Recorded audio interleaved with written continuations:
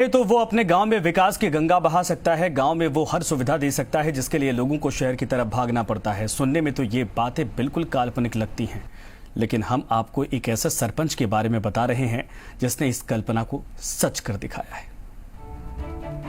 गांव को पूर्व सरपंच ने संवारा, अपनी जमीन गांव को समर्पित। पूर्व सरपंच पर सुंधा माता की कृपा। क्या आपने कभी गांव में ऐसी सड़क की कल्पना की है? अगर नहीं तो इस कल्पना को साकार किया है मालवाड़ा ग्राम के पूर्व सरपंच प्रदीप सिंह देवल ने।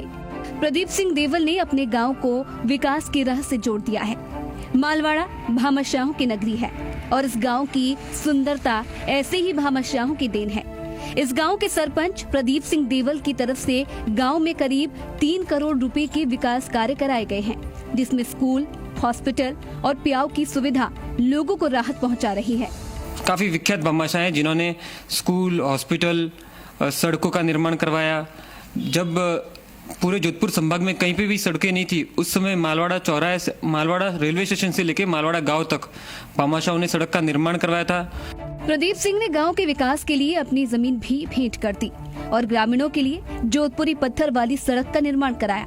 प्रदीप सिंह और उनके परिवार की लगन को देखते हुए उन्हें गांव वालों का भी पूरा प्यार मिला और इस प्यार से ही वो 5 बार सरपंच चुने गए। हमारे उमाजी ओखाजी परिवार, शिवलाल पिताजी परिवार ने बहुत सहयोग किया है। पिछले मेरे सरपंच कार्यकाल में चंदू भाई वगैरह ने जोधपुर के पत्थरों की रोडें बनाई है गांव में, जो मेरे हिसाब से कहीं नहीं होंगी, आसपास कहीं भी पंचायतों में नहीं होगी। हॉस्पिटल का नवीनीकरण करवाया, स्कूल को मॉडर्न, गवर्नमेंट स्कूल को मॉडर्न स्कूल बना दिया। आप जाके इन बिल्डिंगों को देखोगे तो आपको लगेगा ही नहीं कि ये सरकारी बिल्डिंग है।